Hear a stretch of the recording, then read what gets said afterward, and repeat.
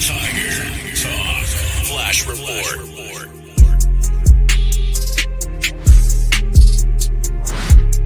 Well, we have breaking news to report this morning. According to sources from the WBRZ investigative unit, former LSU wide receiver. Well, we have breaking news to report this morning. According to sources from the WBRZ investigative unit, former LSU wide receiver Kyren Lacy has passed away. We're told he took his own life ahead of an upcoming court date. Recall, he was arrested earlier this year following a fatal hit-and-run crash in Lafourche Parish. He was facing charges, negligent homicide, and hit-and-run driving with serious injury or death. Kyren Lacy was 24 years old. Tremendous tragedy, man, in the Tiger Nation. Is Kyren Lacy, man, 24-year-old, found dead, man. His family found him dead. The reports said that it was suicide. We know that he had the grand jury had a date set up for him on Monday. And this was behind the fact that he was driving a car that caused a head-on crash on LA 20 that killed Mr. Herman Hall, a veteran, 78 years old. This happened late last year in December. The state police, according to the reports, said that Kyren was speeding and he crossed the center line in a no passing zone, which caused another driver to swerve out and hit Mr. Hall that ultimately killed him. He said he left the scene of the crime. He was later on hit with the negligent homicide accusation, as well as accused of hit and run and reckless operation. A couple of hours, rather, in the jail before he was booked out. And this is a tragedy, man. A terrific player at LSU. He had 864 receiving yards, 18 touchdowns in his final year at Thibodeau High. He then played for Louisiana Lafayette in 24 games in 2 seasons before going to LSU. He played every game at LSU starting at 24, but did not play in that Texas Bowl matchup in series. So his parents, and my condolences to the Lacy family, had this statement to say, young parents, start talking to your kids at a very early age and make sure they're confident and comfortable confiding in you. Kenny Lacy said, and Kyren Lacy's father said in the public post, don't be cool with I'm all right or I'm good. When you know deep down something isn't right, mental health is real. And for the most part, it's invisible. Don't ignore the signs, even if they may seem small. And then Kenny Lacy also discussed how he and his family are handling the loss of Kyren. Our lives have changed forever. This will never be okay, but God needed my baby more than he was needed here. This has to be the biggest pill our family has to swallow. But I know that love and compassion and our family will get us through. This will never get easy, but we'll learn to live with it. Check on your kids' mental, he said. Also, a statement was issued by LSU. They said, we're saddened to learn of the tragic passing of former LSU football student athlete Kyren Lacy. Our thoughts and prayers are with his family and loved ones, as well as his former teammates and coaches impacted by his passing. Very tragic story. Condolences out to the family of Kyren Lacy. This was a surprise. We know he had to go to court. It was a lot to bear on him, and this is not how. This was a surprise. Let's just put it to you like that. All right. So, like I said, I don't know what else to say about that family. So just say a prayer for Kyren Lacy's family as they deal with this incredibly difficult situation, man. I'm so unhappy. All right. So let's keep it going, family. This rough episode of Tough Tiger Talk. I'm Big Q. Just going over the latest stuff. This was one of the ones that popped up today. Very difficult. The rest of the stories here for LSU's, you guys know that they have been going through the practice as well. We played or shared Coach Kelly's sentiment on practice yesterday, and he had a lot of positive things to say about the QB position, about Harold Perkins. A lot of stuff they talked about with the team and getting better and just being on court. As you can see, LSU, the vibe is different according to what linebacker Weeks was saying. This 2025 team is different. They're very talented. It was a solid recruiting class for Coach Kelly. I think this will be his best body of work coming to date since he's been at LSU. The 2025 recruiting class was very solid despite the loss of Underwood. Very solid class. The veteran class, Harold Perkins and Garrett Nussmeyer coming back, and others that kind of help the transition this year. It feels like this is a team that's ready to take a step. Also, the transfer portal guys, the top class in the nation this year, LSU were able to bring in a bunch of talented players and getting these guys on the same page and playing, because with Coach Kelly this year, a lot of stuff has to shake for LSU. I know he doesn't want to start the year off. We got Clemson, the first game of the season. It'll be here in no time. And what Coach Kelly wants to do is he doesn't want any slippage. The last couple of years, LSU started off with a loss. He doesn't want that to start the season off. This year, he wants to break that and get his first win of the season. But anyway, pivoting to this story, LSU head coach Brian Kelly reacts to Nico, his situation with Tennessee, and Kelly feels this is a trend that could continue into the future.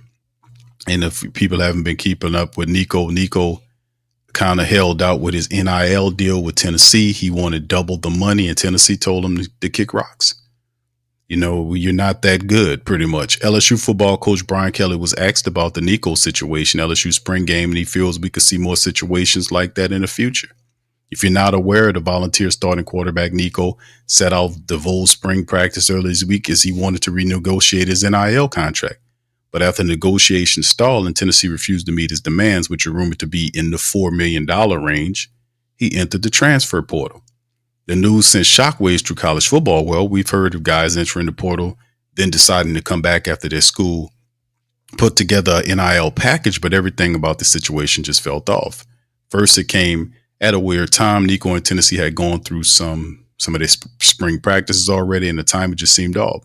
Second, Nico was already making over $2 million, according to ESPN, and after an average freshman campaign, it didn't feel like he had the right to demand $4 million.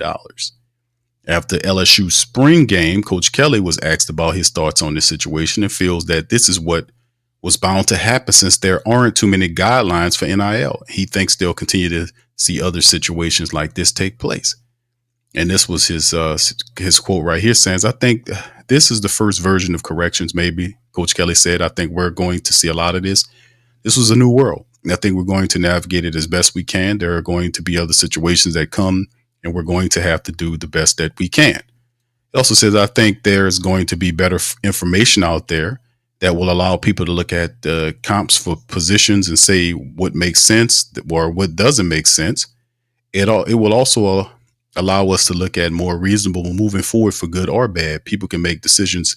If you want to pay X, that's what you can do. I think this is a natural course for what would happen when there weren't many guidelines out there.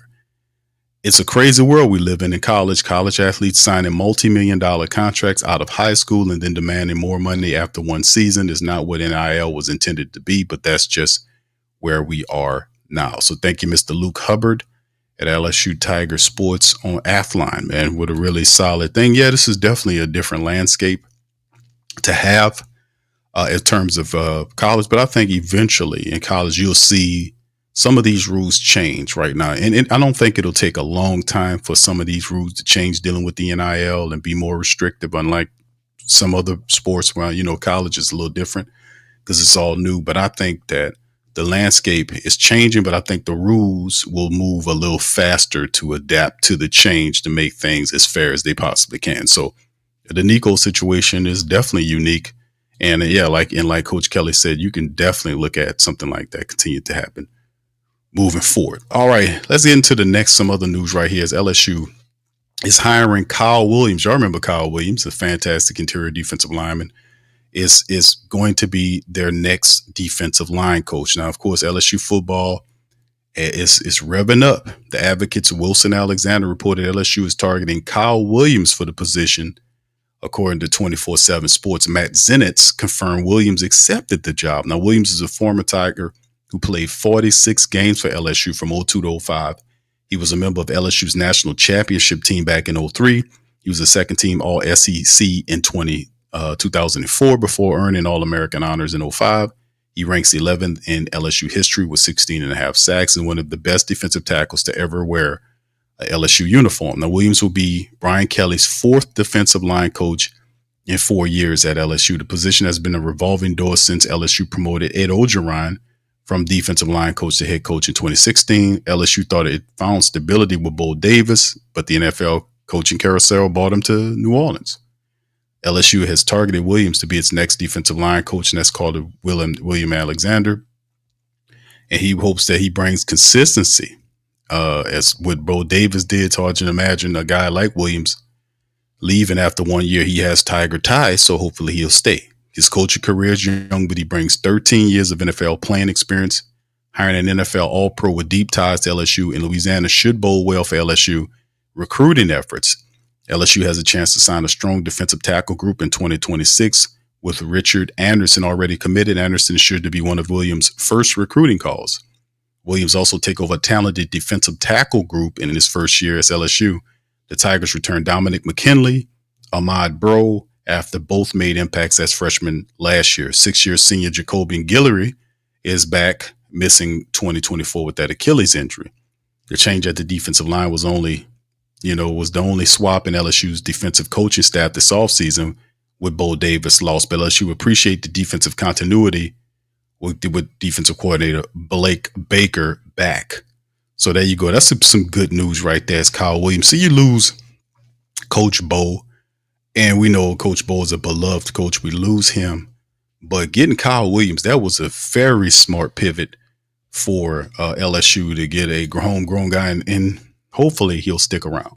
All right, let's transition to our final story here at Tough Tiger Talk. LSU football schedule ranking 5 toughest road games of the 2025 season. The toughest 5 road games. Let's have at it. This is brought to us by LSU Wire, Mr. Will Rosenblatt. LSU football owns the best home field advantage in college football. The Tigers have outperformed the betting spread by 1.2 points per game in Tiger Stadium since '03. That's the best mark of any SEC team in that span. And in that same span, LSU is one of 4 power conference teams to win 50% or more of its games as a home underdog. Tiger Stadium of Death Valley has been good to the Tigers. Unfortunately, not every game can be played in Baton Rouge. LSU has to do some traveling. Sometimes a place to have some hostile environments. LSU fell to Texas A&M and Florida on the road. Last year, LSU will have 5 road trips on the 2025 schedule, including the season opener at Clemson. Today, we'll rank LSU's road test by level of difficulty. This isn't just the ranking of the loudest teams or stadiums, rather. LSU will have to play quality opponents there as too. So who does he has first up from 5 on down? Vandy. LSU will head to Nashville on the 3rd Saturday in October. The Tigers have gotten familiar with Nashville in recent years, making trips in 2019 and 2020. This will be LSU's 4th meeting with Vandy in the last 7 years. That's a lot of programs that were in separate divisions. Vandy took a step under Clark Leah, a former Brian Kelly assistant in 2024. The Commodores beat Alabama in Nashville and later punched a ticket to a bowl game. Transfer QB Diego Pavia took the conference by storm and is back for another year. Vandy presents a challenge, but LSU took care of business versus the Commodores in 2024. Vandy's home field advantage isn't enough to close that talent gap. The 4th one, Ole Miss, that's September the 27th. There's an argument for this one to be higher. LSU hasn't won at Vaught Hemingway Stadium since 2019. Lane Kiffin got the best of Orgeron in 21 and won a shootout with Brian Kelly in 23. Kiffin elevated Ole Miss to one of the SEC's most consistent programs. The Rebels are yet to contend for a conference title, but there's now a level of sustained success in Oxford they've missed for a long time. So Ole Miss is looking for a chunk of talent from its 2024 squad. The Rebels hit the portal again, but it's hard to strike gold 2 years in a row, relying on the transfers.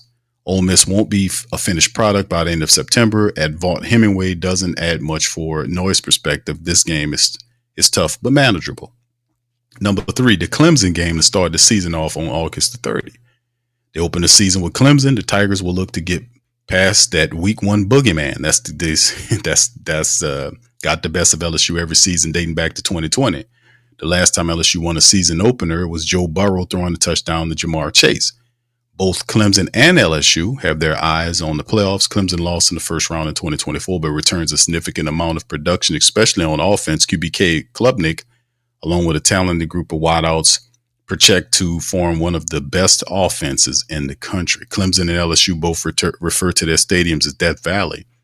But, the supporters will tell you the real Death Valley is definitely LSU.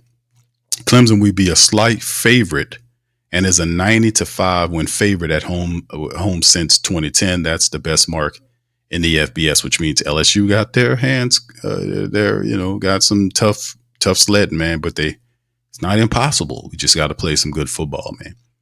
Second game before the first, Oklahoma on November the 29th. LSU and Oklahoma met for the first time in the SEC as foes to close out the regular season last year, and they'll do it again in 25. This time LSU makes the trip up to Norman. Few programs have been as historically good on their field as Oklahoma has. The Sooners rarely have an off day in Memorial Stadium, and there are plenty of questions about OU entering the 2025 season. But Brent Venables will have all year to gel his team before seeing LSU. The Sooners expect to have an upgraded offense with the addition of transfer John Mateer. I expect LSU to be favored in this one, but not much. The Tigers will get Oklahoma's best shot. And finally, the top game, of course, who else is going to be? But Alabama, November the 8th. It's hard to gauge impact Alabama Stadium has on its play under Nick Saban. Alabama was too good for it to matter. There will be some growing pains for Alabama under defeat one head coach, Kellen DeBeer, last fall, but Alabama was 6-0 in its home field. Even with Saban gone, Brian Denny Stadium remains a tough environment. The Crimson Tide are expected to compete for college football playoff again. DeBeer offense have a history of making big plays in second year with his program. The Alabama roster is one of college football's most talented too. So LSU will likely be slight underdogs in this one, and the Tigers will have their work cut out for them in Tuscaloosa. So that's some of it right there to talk about with LSU. And hey, man, listen, whatever it is, we'll deal with it because it's just what it is, baby. If you want a championship, man, we got to fight for it. It won't be easy this year with matchups against some top teams. LSU in the SEC, it's going to be tough, and that's how we like it. We also have a very talented squad. Like I said, this year, the college veterans that we have, the transfer portal guys, as well as the recruiting class, I think it's going to be a special year at LSU. So with that being said, we're going to get out on that. Y'all do me a service. Hit the like button if you enjoy the stream. Hit the like button. Hit the notification bell for future content. And also feel free to share the show as well as sub up. Sub up if you're not a sub and join LSU's Tough Tiger Talk for all things LSU football. I'm Big Q, and I'm going to holler at you in the next one. Much love, and go Tigers. Peace. Subscribe to the Tough Tiger Talk channel and stay up to date for all things LSU football.